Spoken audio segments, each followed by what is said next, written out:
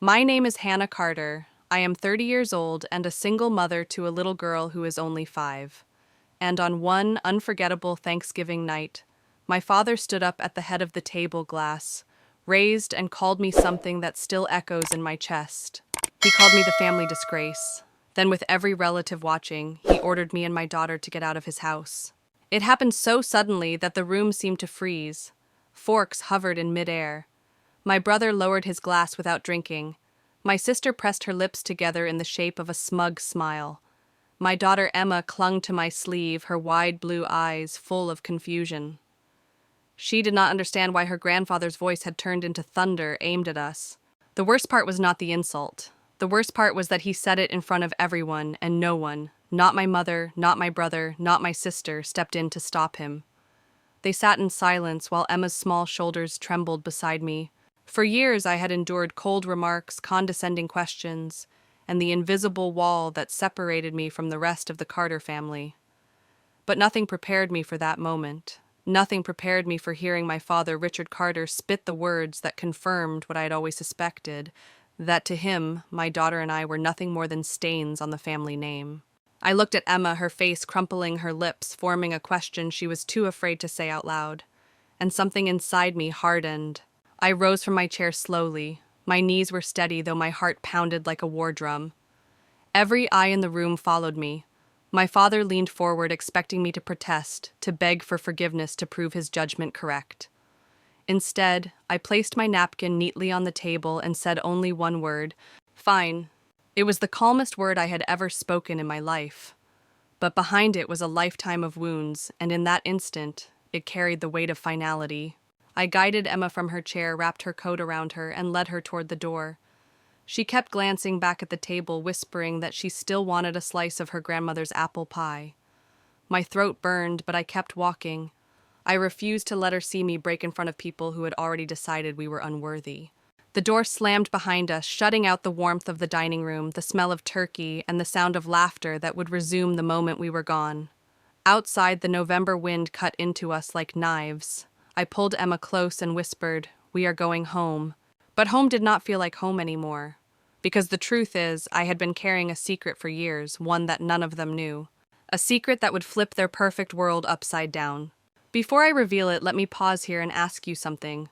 Where are you watching this from? Drop it in the comments. And if this story already grips your heart, make sure you subscribe so you don't miss what comes next. Because the night my father called me a disgrace was the night I finally understood my own power. The night air was sharp when Emma and I stepped off the porch, but my mind was sharper. I kept hearing my father's words, family disgrace. They were meant to crush me, to remind everyone at that table that I did not belong. But what none of them realized, what none of them had ever guessed, was that for years, I had been the reason that house still stood, the reason their lives sparkled with security. Because while they whispered about my failures, they were living on money that was not theirs. They were living on mine. I had built something from nothing. In the sleepless years of rocking Emma to bed with one arm and coding with the other, I created a startup. It began as a fragile dream in a rented studio apartment fueled by instant noodles and determination. By the time Emma turned 3, I had sold it for $20 million after taxes. $20 million. That number still feels surreal when I say it out loud. But I never told them. Instead, I let my family think I worked a modest tech support job, answering phones and troubleshooting computers.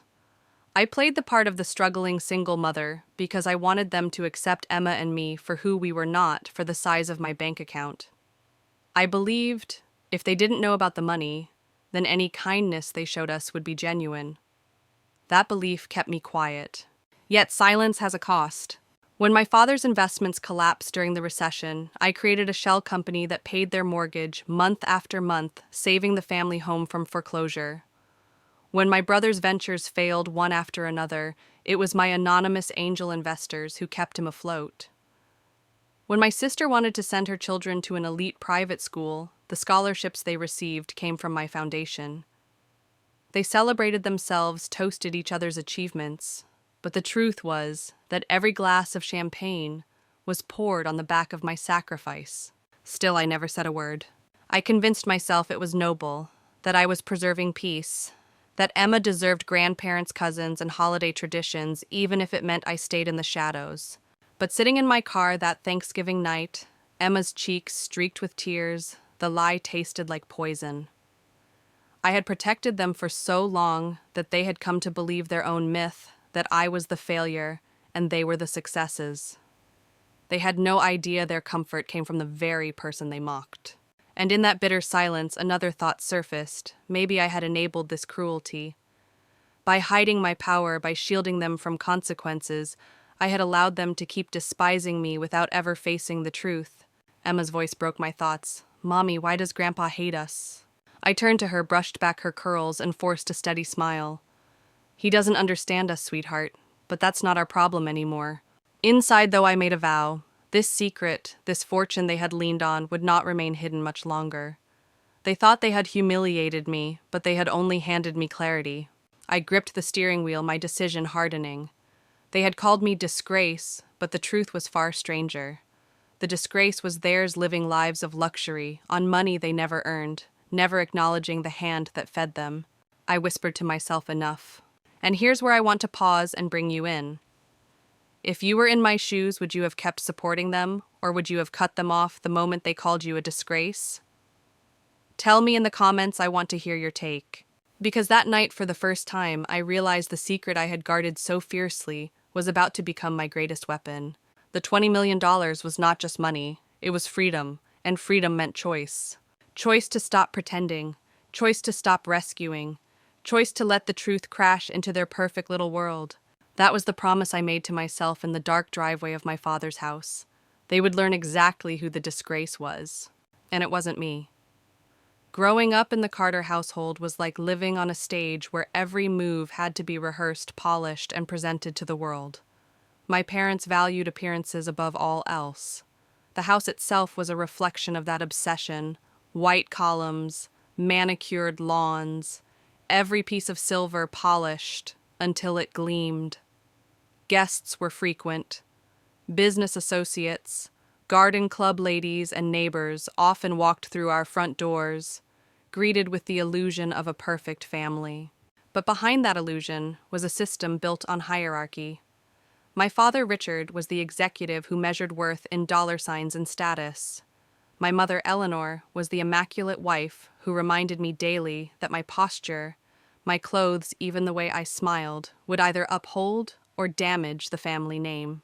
From as early as I can remember, their approval was never unconditional. I remember standing at the top of the stairs before a dinner party, wearing a dress my mother had chosen. She leaned in, whispering sharply, "Stand straighter. You look sloppy." I was 7. At that age, her words carved themselves into me like knives. My father's criticism was not subtle. He would glance at my report cards, barely acknowledging the good grades, before asking why I couldn't be more like Thomas. My brother Thomas, 2 years older, was the golden child, tall, confident captain of the debate team, destined for Yale. He could do no wrong.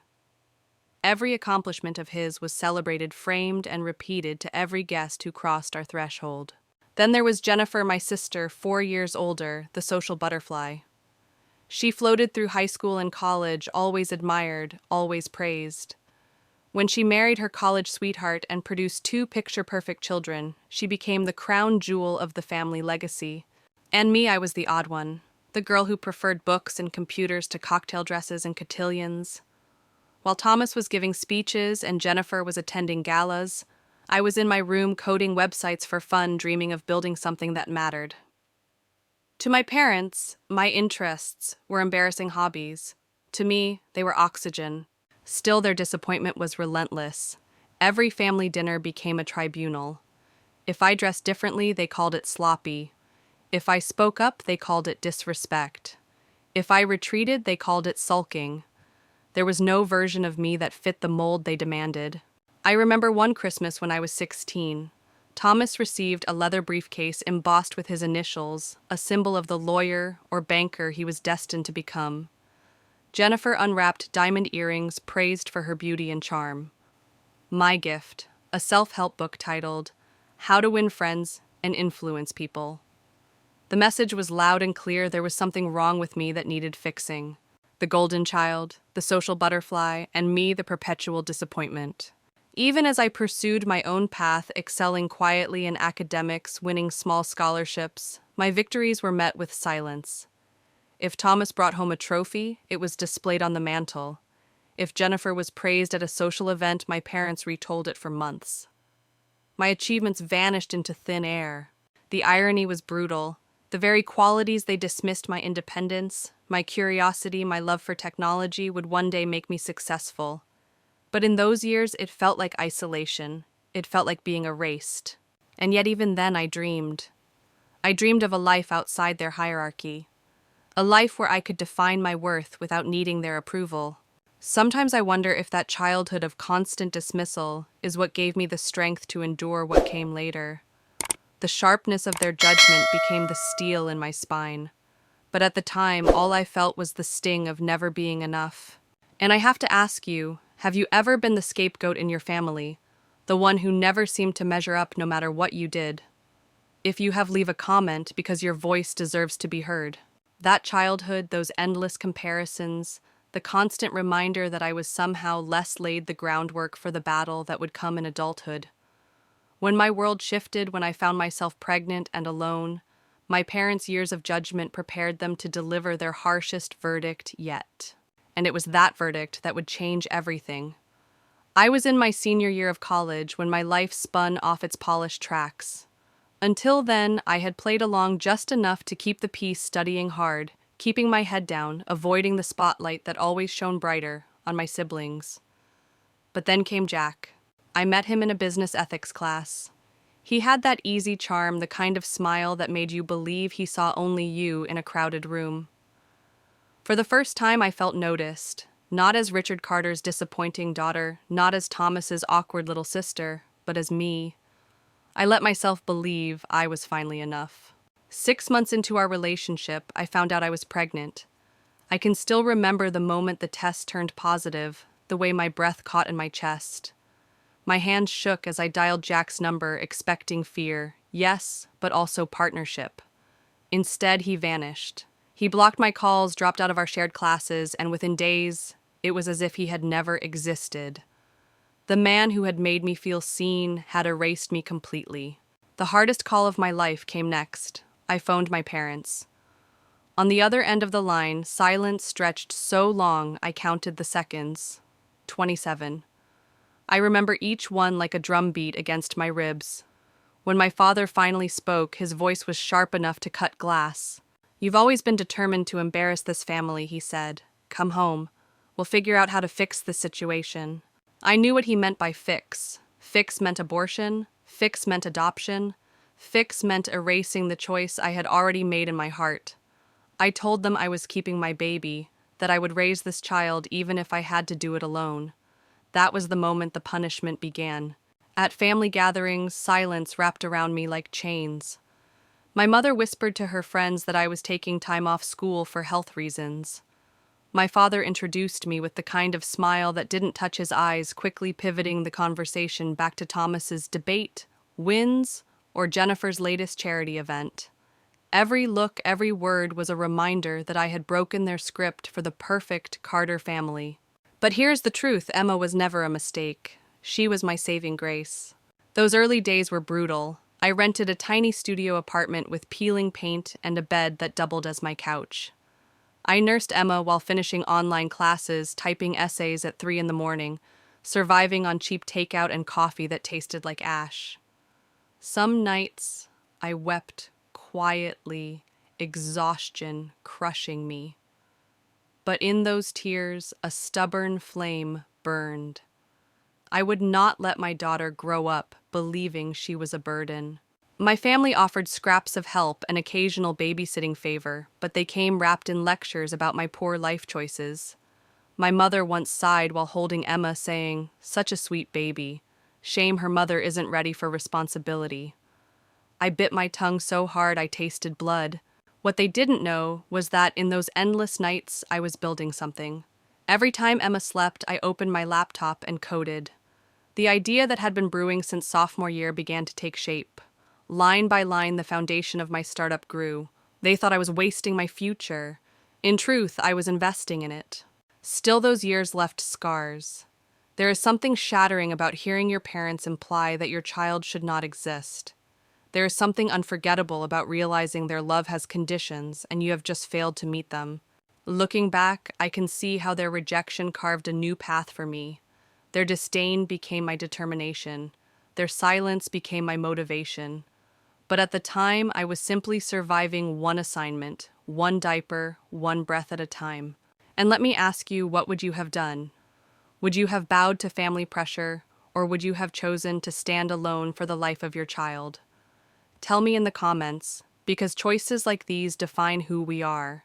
That was my turning point. I had been cast out of the family spotlight, but in the shadows, I was quietly building a future. The world saw disgrace. My parents saw failure. But in the arms of my daughter, I saw hope. And hope, as I would discover, is the most powerful rebellion of all.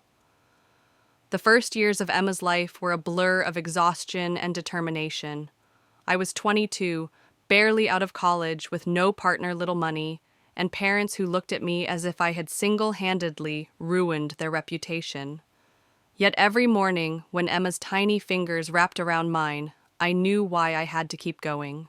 Our apartment was barely larger than a dorm room. The radiator clanked in the winter, the paint peeled in the summer, and the bed was both where I slept and where Emma learned to crawl.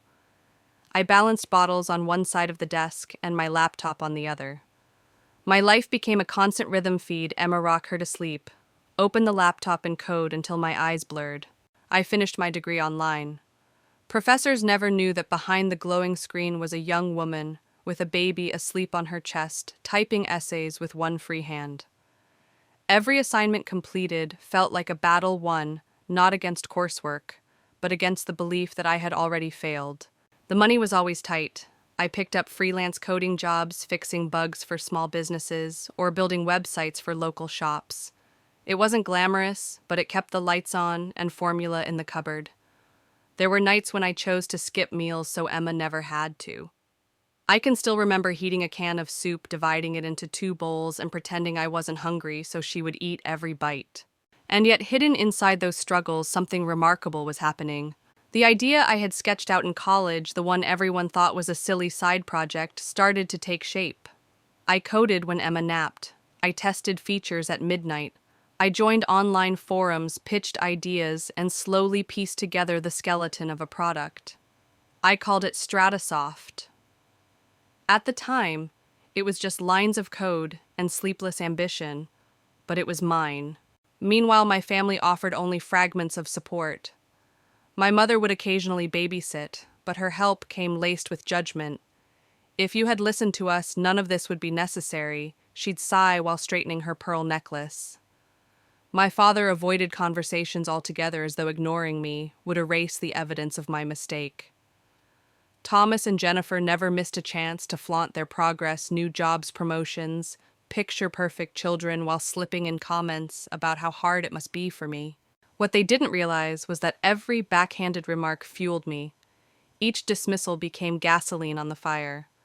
I wasn't just surviving anymore, I was building. I kept my victories small and private. The first time a client paid me more than I expected, I celebrated with Emma by buying her a secondhand stroller that didn't squeak. When my project gained early traction online, I didn't tell anyone. I tucked the news away like a secret treasure. I didn't need their applause anymore. But inside I still longed for something acceptance, belonging, a moment when my parents would look at me and see more than disappointment. I thought maybe if I worked hard enough, if I created something undeniable, they would finally see my worth. That yearning pushed me deeper into my work. Sleepless nights became routine. I lived on coffee and determination, carrying Emma into her future with every line of code. And though I didn't know it then, those sacrifices were laying the foundation for something life-changing. Sometimes I think back to those years and wonder how I did it. How did a young woman with no money, no partner, and no support build something out of nothing? The answer is simple and impossible at the same time. Because when you have a child looking up at you, depending on you, quitting isn't an option. And maybe you've been there too. Maybe you've had to fight through nights of doubt working when the world slept, believing in something no one else could see. If you have, share your story in the comments. I know how lonely that fight can be. By Emma's first birthday, the whispers of possibility grew louder. Investors started to notice. My inbox began to fill with questions, offers, opportunities. The dream that had once felt impossible was inching toward reality. And for the first time, I realized the very thing my parents saw as a disgrace might be the thing that saved me. By the time Emma turned 3, my life looked very different from the struggling nights in that tiny studio apartment. What began as scattered lines of code and sleepless ambition had grown into something real, something powerful. Investors circled, contracts were drafted, and the dream I once whispered into the dark finally had a name: Stratasoft. The moment the acquisition was finalized still feels like a movie playing in slow motion. I was sitting at my kitchen table, Emma coloring with crayons beside me when the email arrived. One click, one signature, and my world changed forever. $20 million. After taxes, it was still more money than I had ever imagined holding in my lifetime. I remember staring at the screen frozen. Emma tugged at my sleeve, showing me a crooked drawing of a house. "For us, Mommy," she said proudly. I hugged her so tightly she squealed, unaware that in that exact moment I had secured not just a home but a future. But here is where the story takes an unexpected turn. Instead of celebrating publicly, I hid it. I didn't buy a mansion or a flashy car. I didn't flaunt the number in my bank account. I moved us into a modest 3-bedroom house in a quiet neighborhood, decorated it with secondhand furniture, and told my family I had found a stable job in tech support.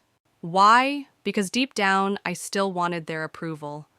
I wanted them to see me and Emma as worthy without money. I wanted acceptance untainted by dollar signs. So I buried my success under layers of modesty, telling myself it was the noble thing to do. Meanwhile, I became their silent savior. When my father's portfolio collapsed, I created a shell company and made the mortgage payments for their colonial house, the one he loved to brag about. When Thomas's businesses stumbled, angel investors appeared, investors who were actually me. When Jennifer wanted her children in private school, mysterious scholarships appeared courtesy of my foundation. They toasted their resilience, their cleverness, their good fortune, while I watched quietly, never revealing I was the one holding their safety net. Every Thanksgiving, every Christmas, every birthday, I arrived at family gatherings with my head bowed just enough to avoid suspicion. I played the struggling single mom. They pitied me, scolded me sometimes, laughed at me. But all the while, their lives of comfort were built on the fortune they didn't know existed. The irony was bitter. I could afford vacations in Europe, luxury cars, designer wardrobes. Instead, I clipped coupons and drove a used sedan. I wanted Emma to grow up humble. I wanted her to understand value beyond money. But I also wanted to know, would my parents ever love me if I had nothing to give? So I tested them, and year after year they failed. At family dinners, my father praised Thomas's accounts and Jennifer's galas. My mother doted on her other grandchildren, and Emma, my bright, kind little girl, sat invisible at the edge of the table. I stayed silent, convincing myself that the facade was necessary, that someday it would all be worth it. But silence has consequences, each slight, each dismissive glance carved into me, and yet I said nothing. I smiled, for Emma carried gifts and endured. Until one Thanksgiving night, my father's words broke the illusion forever. He called me the disgrace in front of everyone, not knowing that the disgraceful daughter was the only reason his world hadn't collapsed years ago. And that is the cruelest irony. I hid my success because I wanted love, but hiding it gave them permission to hate me without consequence. And I wonder, if you had $20 million, would you keep it a secret from a family that never accepted you, or would you reveal it? Let me know in the comments, because this is the choice that defined everything that came next. The truth was inevitable. It was only a matter of time before the mask slipped. And when it did, the empire they thought was theirs would crumble overnight. For years, I was the ghost holding the Carter family together. Outwardly, I was the struggling daughter, the single mom, with the modest car and the quiet life. But behind the curtain, I was the one propping up every piece of their carefully constructed image. When my father's investments collapsed, he never admitted how close they were to losing the colonial house he loved to flaunt. To the outside world, he was still the polished executive. But behind the scenes, foreclosure notices were stacking up. That house, his pride and proof of success, would have been gone if not for me. Through a shell company, I paid the mortgage month after month. The roof over their heads was secured not by his brilliance, but by the very daughter he dismissed. My brother Thomas, the golden boy, strutted through life convinced of his brilliance. His business ventures looked glamorous on the surface, consulting firms, partnerships, flashy offices, but most of them were sinking ships. He never knew the angel investors who swooped in at the last minute to save him were actually me. I wired the funds through layers of corporations, ensuring he never saw my name. While he bragged at family dinners about his resilience and instincts, I swallowed the bitter taste of irony. Then there was Jennifer, my perfect older sister, with her manicured nails and curated social media feeds. She and her husband Paul insisted their children deserved only the best elite private schools' luxury extracurriculars. Scholarships magically appeared just when they needed them, easing their financial load. They never questioned where the money came from. To them, it was luck, generosity from strangers, perhaps divine providence. In truth, it was me. I wanted Emma's cousins to have opportunities, even if their parents never extended the same kindness to her. I thought I was doing the right thing. I told myself that family meant sacrifice even when it wasn't acknowledged, that keeping them afloat would buy me acceptance, maybe even gratitude. But the truth is, my silence enabled their cruelty, because when people are shielded from the consequences of their choices, they never change. Every holiday gathering became a performance. My father sat at the head of the table carving turkey with the air of a man who had built his empire with his own hands. My mother arranged the table, her pearls shining as she looked down the row of guests proud of her legacy. Thomas bragged about his deals. Jennifer gushed about her children's milestones. And me, I sat at the far end, Emma at my side, listening to the endless list of accomplishments, while my family pretended we had none. They didn't know that I had given them the very stage they performed on. Do you know what it feels like to listen to someone boast about their strength, knowing it was your hand that lifted them from the pit? Do you know what it feels like to be invisible in the very story you wrote? That was my life. Every compliment they received was a knife twisted in my silence. I watched Emma grow bright and compassionate, blissfully, unaware of the tension that hovered like smoke around us. She loved visiting her grandparents, running through their big yard, oblivious to the way her grandmother's compliments always came with an edge, or how her cousins excluded her from games. She thought it was love. I knew it was conditional. And yet I stayed quiet. I let them believe I was barely scraping by while they sipped Bordeaux I had bought in a home I had saved, boasting of triumphs funded by my sacrifice. The irony should have broken me. Instead, it hardened me. Because deep down I knew a day would come when the truth would surface, when the veil would rip away and every smug smile would vanish. Let me ask you this: have you ever supported someone in secret, only to watch them turn around and belittle you? Share it in the comments, because I know that pain, and I know how it feels to choke back the truth. I had been their silent savior for too long, but silence has an expiration date, and that date arrived one Thanksgiving night, when a crystal bowl shattered, and with it, the last thread of my patience. Thanksgiving arrived that year with a sky so clear it almost tricked me into hope. Emma had been bouncing on her bed since sunrise, chattering about Grandma's apple pie and the card trick Uncle Thomas had promised to show her. I wanted to believe this year would be different. I wanted to believe that, after everything I had done in silence, my family might finally see us, really see us. I had prepared carefully. I bought a case of Bordeaux, my father's favorite bottles, so expensive they cost more than he assumed I earned in a week. I wrapped thoughtful gifts, a leather portfolio for him, a designer scarf for my mother toys, and books for my niece and nephew. I even helped Emma into a navy dress trimmed in white, conservative enough to silence my mother's criticism, yet still letting her feel beautiful. When we pulled into the circular driveway, I felt Emma's small hand tighten in mine. She clutched the gift bag she had prepared for her grandparents, her face lit with excitement.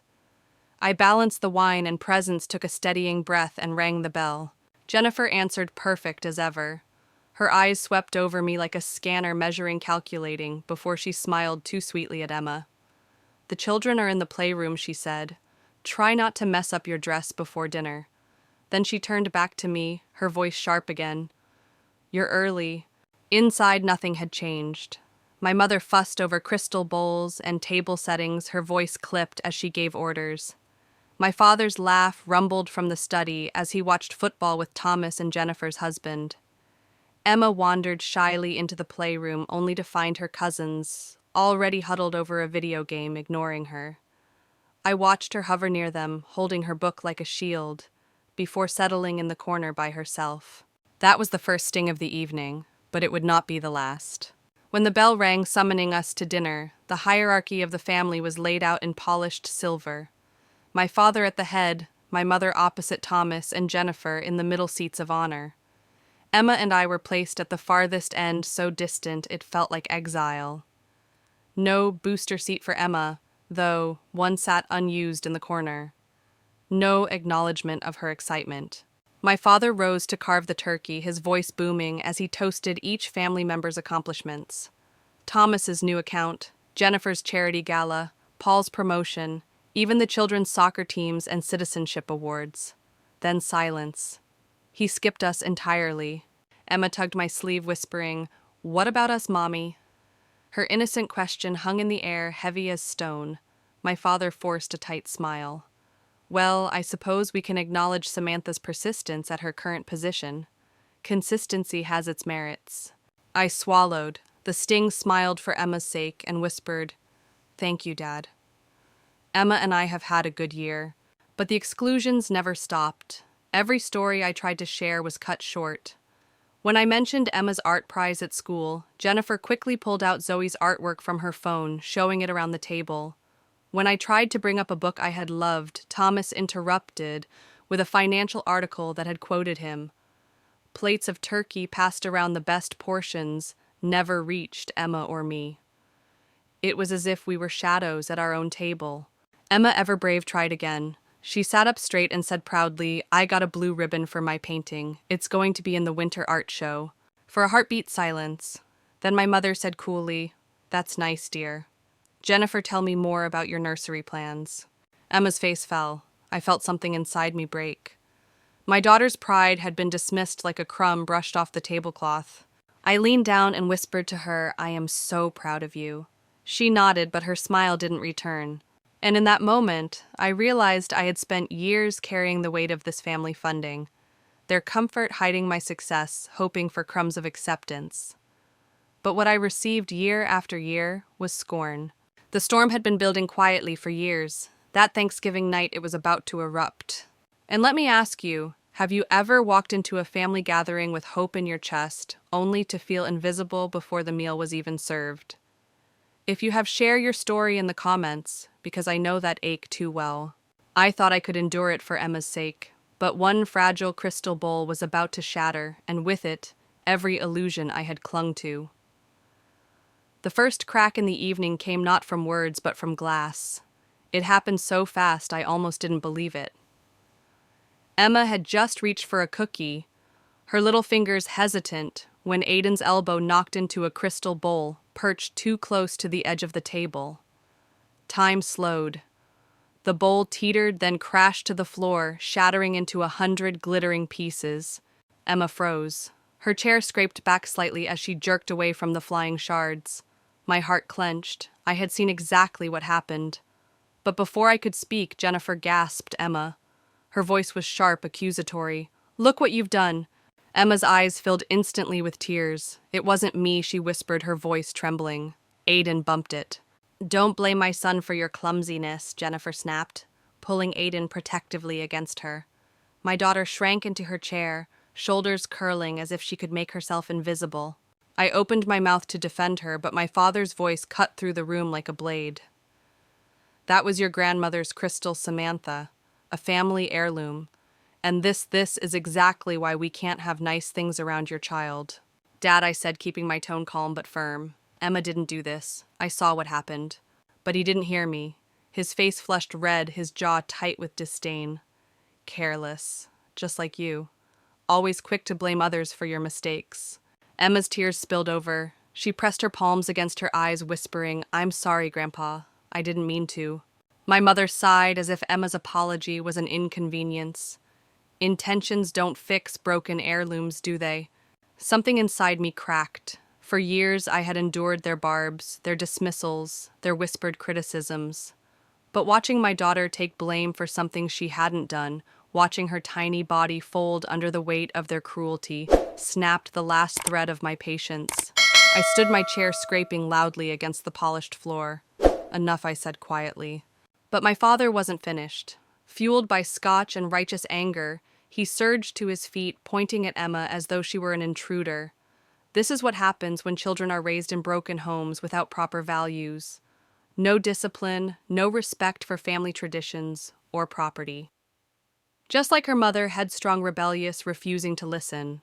Dad, Thomas muttered uneasily. "Maybe this isn't the time." "No," my father thundered. "I'm tired of pretending.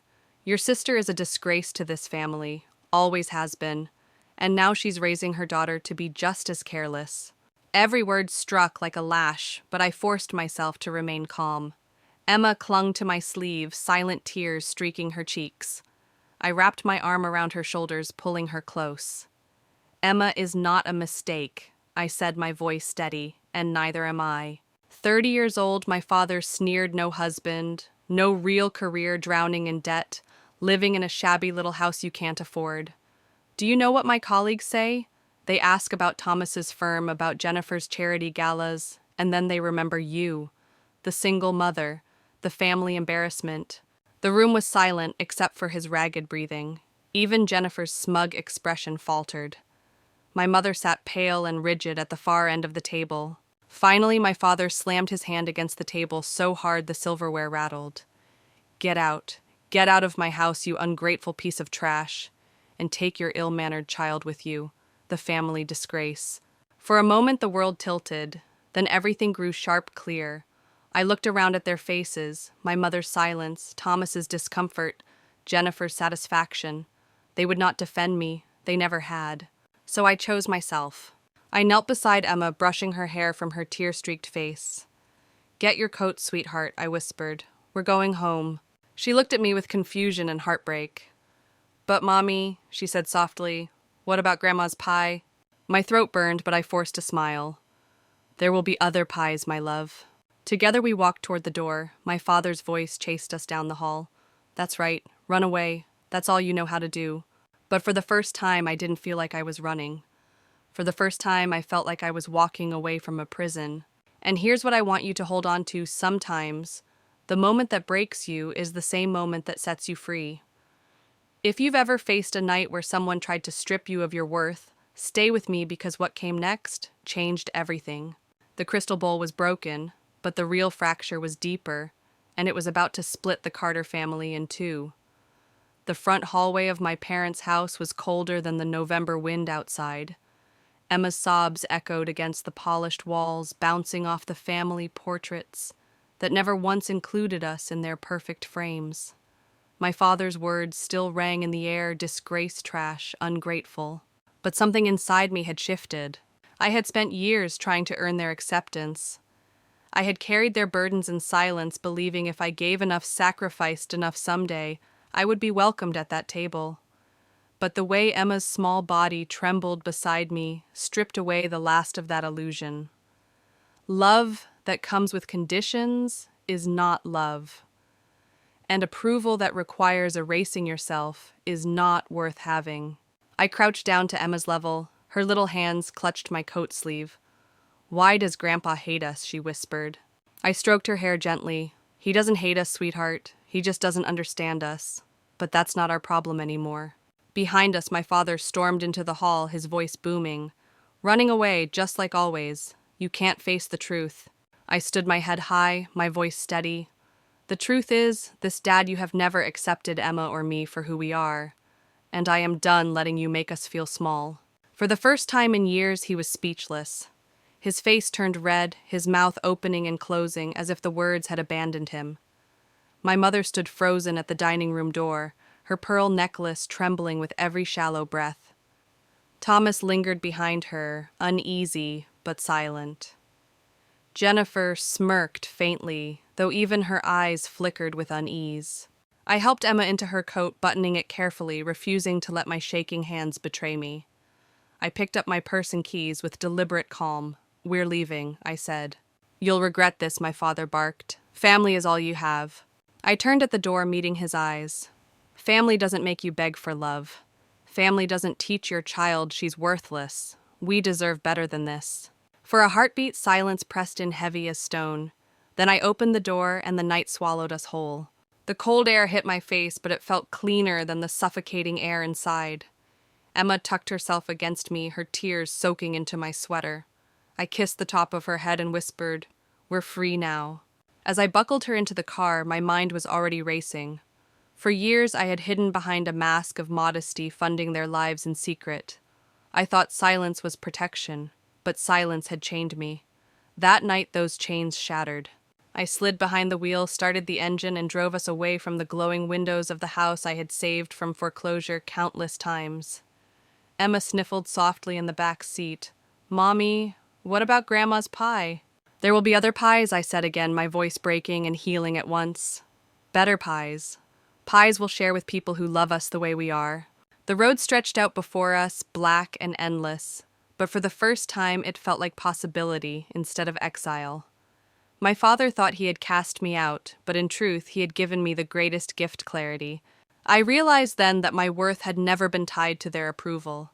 It had been within me all along, measured in the nights I stayed awake, coding, while Emma slept in the sacrifices I made to keep her safe in the empire I built with my own hands. That night, as the tires hummed against the pavement, I made myself a promise. I would never again beg for a seat at a table that treated my daughter like an afterthought. I would never again buy love with silence. Emma and I would build our own table, and only those who offered respect without condition would have a seat. And let me turn this back to, have you ever reached that breaking point where you finally stopped chasing someone's approval? Tell me in the comments, because those moments are the beginning of freedom. Thanksgiving was supposed to be about gratitude. And in a twisted way, I was grateful. My father's cruelty had forced my eyes open. I was done shrinking, done hiding, done carrying a family that never carried me. We drove into the night away from their judgment, toward something new. The morning after Thanksgiving, sunlight streamed through the blinds of our modest home, but it felt different. It wasn't the soft glow of a holiday weekend. It was the light of a new beginning. Emma still slept, curled up in her blankets, her small chest rising and falling with the innocence only a child can hold. I sat at the kitchen table, my laptop open, staring at the numbers and names that tied me to the family who had just cast me out. And I made a decision. For years I had kept them afloat. Mortgage payments wired through shell companies. Investment capital funneled to Thomas under the guise of anonymous angel investors. Scholarships for Jennifer's children that came from a foundation I created. All of it hidden. All of it disguised so that they could believe their success came from their own brilliance. But the truth without me, their empire was paper thin. That morning I whispered a single word as I typed "enough." I called my executive assistant Diane, though to my family she was just a friend they occasionally saw. Her voice was calm, professional, steady. "Morning, Sam. I've set up the paperwork. If you want me to pull the plug, I need your final confirmation." My fingers trembled on the phone, but my voice didn't. "Do it. Effective immediately." "You're sure?" she asked. "They're going to feel this. Hard." "I'm sure," I said. It's time they lived in the world they think they built. And just like that, the wires that had quietly bound me to them snapped. By Monday, the consequences began to ripple. Thomas called first, his voice frantic. "Sam, something's happening. Every one of my investors pulled out on the same day. I don't understand, it doesn't make sense." I listened silent as he panicked about contracts, loans, reputations. Then I said evenly, I'm sure a businessman as successful as you has a contingency plan. He didn't catch the edge in my voice. He only groaned, muttered something about market shifts, and hung up. Next was Jennifer. Her tone was icy, controlled fury, barely hiding her fear. The school called this morning. They said Aiden and Zoe's scholarships were revoked. In the middle of the year, Sam, do you have any idea how traumatic this is for children? I pressed the phone tighter to my ear. It must be a mistake, I said softly. I'm sure you and Paul can figure it out. Her silence was sharp. She wanted to scream to blame, but she had nothing to hold on to. She hung up without saying goodbye. 3 days later, my mother called. Her voice trembled, stripped of its usual crisp control. Samantha, something terrible has happened. We got a foreclosure notice. The bank says we haven't paid the mortgage in months. Your father says it must be a mistake, but they're insistent. We might lose the house you grew up in. I closed my eyes, picturing the colonial facade, the house I had saved year after year. That sounds stressful, Mom. Have you called a financial advisor? We can't afford one right now, she admitted, her voice cracking. Don't you care? I care about a lot of things, I said slowly, like how people treat my daughter. There was silence, then heavy and telling. For years I had carried them like weights chained to my ankles. They thought they were standing tall on their own strength, but the moment I let go, they collapsed. And though a part of me grieved for the family, I wished I'd had another part of me felt lighter than I ever imagined possible. I wasn't their scapegoat anymore. I wasn't their silent savior either. I was free. And I wonder, have you ever stopped doing something for someone only to watch them realize how much they relied on you? Tell me in the comments, because that moment, though painful, is where true power begins.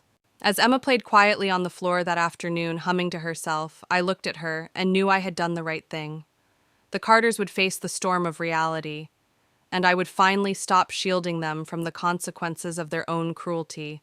The balance of power had shifted, and soon they would learn exactly who had been holding the strings all along. It didn't take long before the storm hit its peak. A week after Thanksgiving, my phone rang while Emma and I were eating breakfast. The caller ID flashed a name I hadn't expected: Dad. For a moment, I considered letting it ring, but something inside me, curiosity, maybe justice, made me swipe to answer. His voice was unrecognizable. Gone was the booming authority, the commanding tone of a man who prided himself on control. What came through the line was raw, frayed. Samantha, something's wrong, very wrong. I said nothing, letting him speak.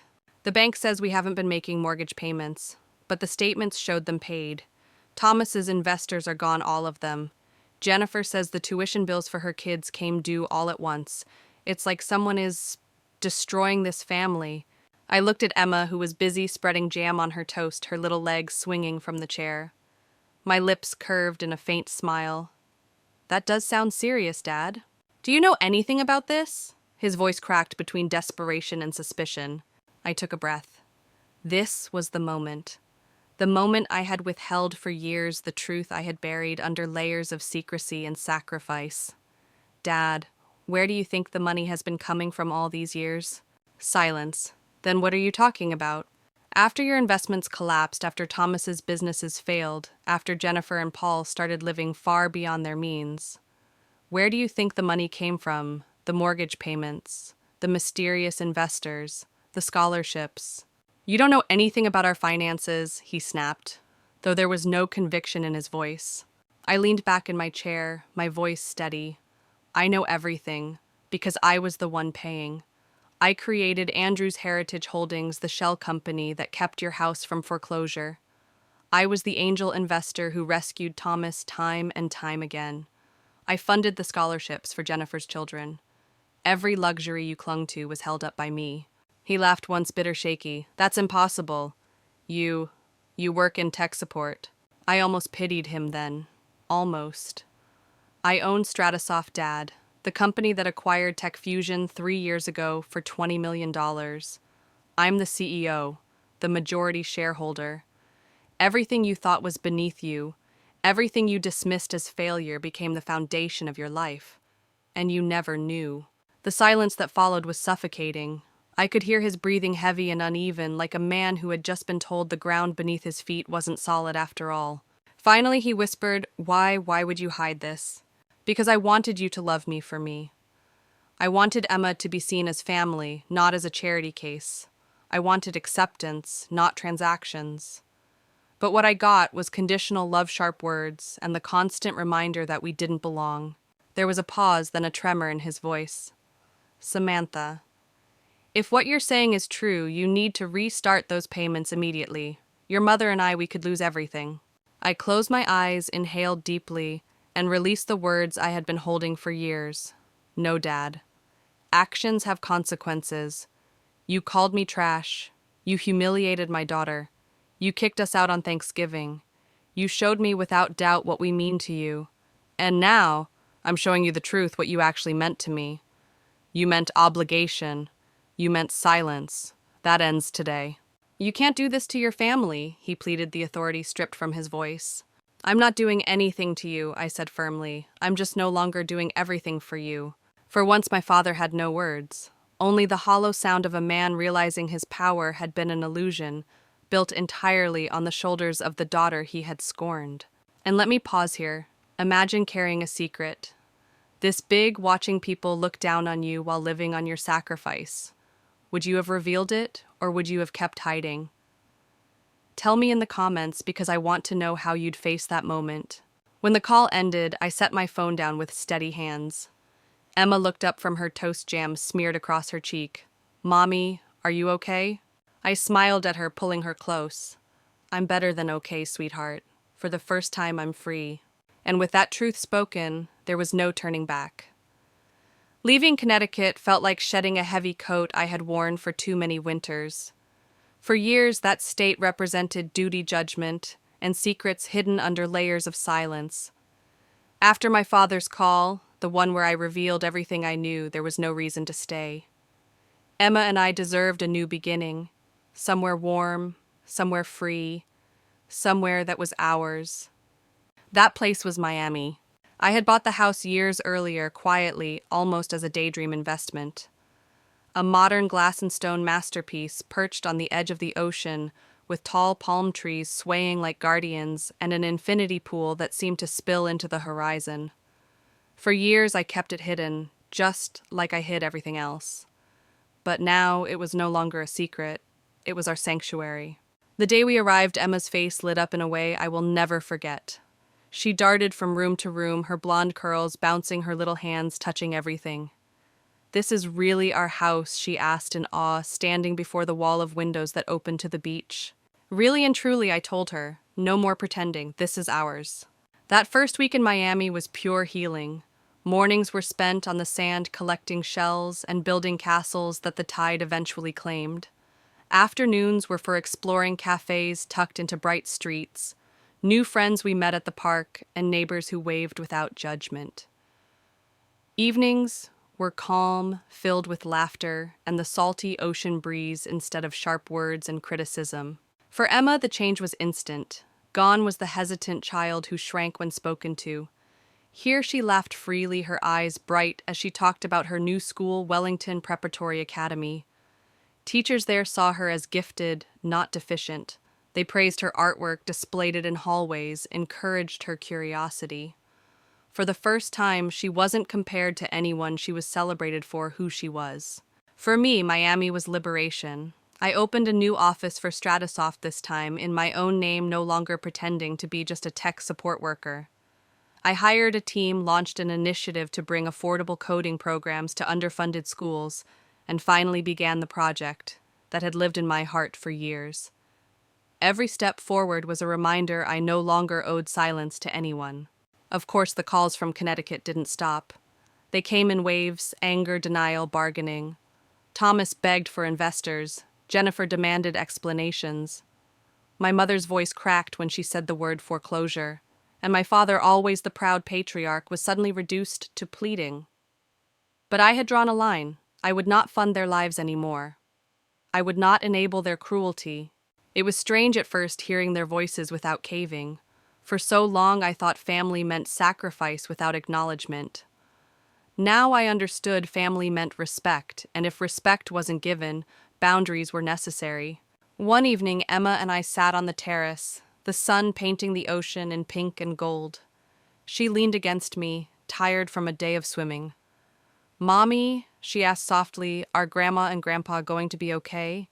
I kissed her hair. "They'll be okay. They just have to learn to live without leaning on us." She nodded, her little voice serious. "People can change if they want to." Her words struck me like a bell. She was right. People could change, but only if they chose to. And until they did, Emma and I would not go back. And this is where I want to invite you in. Have you ever started over somewhere new, leaving behind people or places that no longer treated you right? Tell me in the comments, because new beginnings can be terrifying, but also the most beautiful gift you give yourself. That night, as the waves whispered against the shore, I realized I had crossed a threshold. I was no longer the daughter desperate for approval. I was the woman who had built her own life, her own empire, her own family. Miami wasn't just a location. It was proof that freedom is worth every sacrifice. And our story was only beginning. It started slowly, the way a storm begins with a single drop of rain. My phone would buzz late at night or early in the morning, Connecticut numbers flashing across the screen. At first, I let them go to voicemail, but eventually curiosity and compassion made me answer. The first voice to soften was my mother's. One evening, she called, her tone stripped of the sharpness that had defined her all my life. "Samantha," she said quietly, "I've been thinking. I miss Emma. I miss her drawings on the refrigerator, the way she used to help me arrange flowers." I nearly dropped the phone. My mother, Eleanor Carter, had never been one for confessions, but there it was, regret. I set boundaries immediately. If you visit Mom, there are rules. No criticism about our life choices, no comparisons to Jennifer's children, no backhanded comments about Emma needing a father, just acceptance. There was a pause long enough that I thought she'd hang up. Then she whispered, "I think I can manage that." And she did. When she visited Miami for the first time, she looked smaller, less intimidating. She brought Emma thoughtful gifts, sketchbooks, paints, art supplies, things that showed she had actually listened. Watching her lean over the pool clapping as Emma swam, I saw tears in her eyes. One afternoon she turned to me and said bluntly, "I was a terrible mother to you, wasn't I?" I swallowed hard, my throat tight. "You always wanted me to be something I wasn't," I said softly. "And when I failed to fit that image, you punished me." Her hand twisted, her wedding ring. "I thought I was helping. I thought pushing you into the mold would give you happiness. But I see now you knew what you were doing all along. You built this life without me." It wasn't a full reconciliation, but it was a start. Thomas was next. Desperation had humbled him. His business was teetering, and without investors to swoop in, he had to face the cracks in his foundation. One evening, he called, his voice weary. "I don't get it, Sam. How did you do it? How did you build something that lasted?" "Hard work," I told him, "and understanding what people actually need instead of chasing what looks good." He laughed bitterly. "I spent my whole life trying to impress Dad. And where did that get me?" I didn't gloat. Instead, I offered him something: new advice, not money. I connected him with advisors who could help restructure his business. For the first time, he treated me like a peer, not a screw-up little sister. And strangely, I found myself enjoying his company when judgment wasn't hanging over us. But Jennifer was another story. When she finally called, her anger burned hotter than ever. "Do you have any idea what you've done?" she snapped. "Aiden and Zoe had to leave their private school mid-year. Do you know how traumatic that is?" Her words struck a nerve, but I didn't let her see it. "About as traumatic as being told you're unwanted at your grandmother's table," I replied evenly. "Emma remembers Jennifer. Children always remember when they're made to feel small." "This is different," she insisted. "You're punishing my children for something Dad said." "No, I'm simply not paying anymore. That's not punishment. That's reality." She bristled, accusing me of revenge, of selfishness. But underneath the fury, I sensed fear, the fear of losing the pedestal she had always enjoyed. And then there was my father. Richard Carter, once the immovable force of our family, now communicated only through my mother. Pride kept him from dialing my number, but I knew he was listening. I heard he had sold a car-cut country club memberships, even taken consulting work for the first time in decades. For a man like him, that was humiliation. But it was also a beginning. I watched all of this unfold from the terrace of our Miami home, Emma's laughter floating from the pool where she played with friends. I had drawn a line, and slowly, painfully, my family was learning to live on the other side of it. And let me ask you, have you ever watched people finally face the consequences you had shielded them from? Did it change them, or did it reveal who they truly were? Share your thoughts, because boundaries don't just protect us. They transform the people who once took us for granted. The tide was shifting. My mother was softening. My brother was humbled. My sister was furious. My father was silent. But for the first time in my life, I wasn't the one waiting for their approval. 6 months after that Thanksgiving night, the phone rang again, but this time it wasn't about mortgages, tuition, or investments. It was about life and death. My father had suffered a minor heart attack. The news pulled me back to Connecticut, not as their silent benefactor, not as the disgraced daughter, but as myself. When I walked into the hospital room, I almost didn't recognize him. Richard Carter, the man who once filled rooms with authority, sat propped up in a bed that dwarfed him. His skin was pale, his hair thinner, his eyes heavy. For the first time, he looked human. "You came," he whispered, disbelief softening his voice. "Of course I came," I said. "You're still my father." For a long time, we just sat in silence, the steady beep of machines filling the gaps.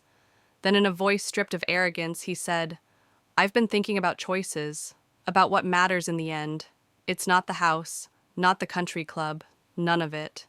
He met my eyes, his gaze, fragile, in a way I had never seen. "It's family. Not the way I defined it, but the people who care if you live or die." It wasn't an apology, not exactly. But it was more than I ever thought I'd hear from him. And in that moment, I realized something: people can change, but only if they want to. When he and my mother later visited Miami together, Emma greeted them cautiously. I had prepared her gently. "Grandpa is trying to be kinder. We'll give him a chance, but we'll protect ourselves too." The visit was tentative. He didn't shower us with flowery apologies, he wasn't capable of that. But he listened when Emma spoke. He asked about her artwork. He even knelt in the sand and built a crooked castle with her, laughing when the tide washed it away. It was imperfect, but it was effort. And for us, that was enough.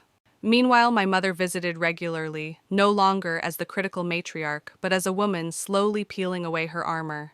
She played barefoot on the beach with Emma, something I once thought unimaginable. Thomas rebuilt his business modestly, even collaborating with me on projects that combined his financial skills and my technical expertise. Jennifer stayed distant, her resentment still sharp, but her children reached out, bridging a gap she couldn't.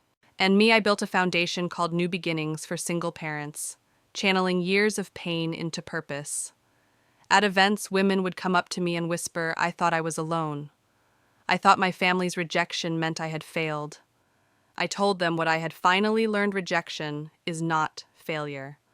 Sometimes it's liberation. One evening, Emma and I sat on our terrace watching the sun paint the sky in orange and violet. She turned to me, her eyes serious. "Mom, are you happy we moved here?" I looked at her, this vibrant, confident little girl who once shrank under her grandfather's judgment, and my heart swelled. "Incredibly happy," I told her. "Are you?" She nodded. "I like that we can just be us. No pretending." I pulled her close, the ocean breeze wrapping around us. "That's the most important thing, sweetheart. To be exactly who you are. Even if family doesn't understand. Especially if family doesn't understand." That night after she went to bed, I sat alone under the stars. A text buzzed on my phone. It was from my father, looking forward to visiting again. Been practicing my sandcastle skills. Not perfect, not redemption, but effort. And maybe that was the lesson all along. Love doesn't mean erasing yourself to fit someone's mold. Love means boundaries, respect, the freedom to be exactly who you are. And maybe this is where I leave you with a question. Have you ever discovered that freedom, that moment when you chose authenticity over approval? Tell me in the comments, because that's where true healing begins. Emma and I had finally built something real, a home not of bricks and money, but of truth and love. and that I realized was the greatest inheritance I could ever give her. Looking back now, I see that night at Thanksgiving as both an ending and a beginning. An ending to years of silence, of hiding my success, of begging for crumbs of affection from people who would never give it freely. And a beginning to something far greater, the life Emma and I were always meant to live. Miami gave us sunshine, yes, but more than that, it gave us freedom. Emma thrived in her new school, surrounded by teachers who saw her potential instead of her shortcomings. She blossomed into the confident, creative girl I always knew she was, and I finally stepped into my own truth, no longer hiding the empire I had built, no longer apologizing for who I was. My family, fractured though they were, began to shift too. My mother softened, admitting mistakes I never thought she'd acknowledge. Thomas learned humility, treating me as an equal rather than a failure. Even my father, stubborn, prideful, unyielding, took small, halting steps toward change. And while Jennifer clung to bitterness, even she could no longer deny the truth. The sister she dismissed had been the one holding them together all along. But here's the lesson I carry, the one I hope Emma will never forget: love without respect is not love. Approval that demands erasure is not worth having. Family isn't defined by blood or last names. Family is the people who cheer for you when you succeed and hold you when you stumble. So now when I tuck Emma into bed, when we laugh with friends who feel more like kin than any blood relative ever did, I know we are exactly where we belong. And maybe you've been there too. Maybe you've had to walk away to finally find yourself. If so, know this: you are not alone.